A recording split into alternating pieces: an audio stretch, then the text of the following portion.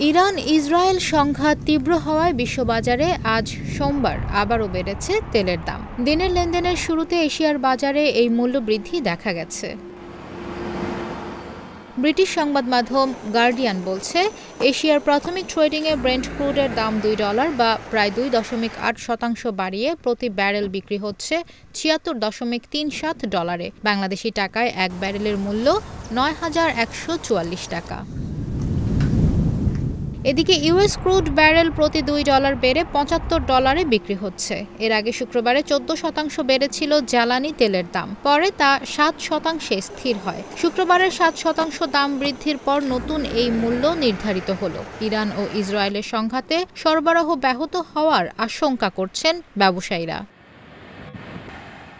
Iran ও ইসরায়েলের মধ্যে পাল্টাপাল্টি হামলার জেরে হরমুজ প্রণালী বন্ধ হয়ে যাওয়ার শঙ্কা থেকে এভাবে তেলের দাম বাড়ছে বলে মনে করছেন বিশ্লেষকেরা। বিশ্বের বিভিন্ন দেশে যে পরিমাণ তেল সরবরাহ করা হয় এর 3%ই আসে ইরান থেকে, আর 20% তেল ও এলএনজি সরবরাহ করা হয় এই হরমুজ প্রণালী দিয়ে।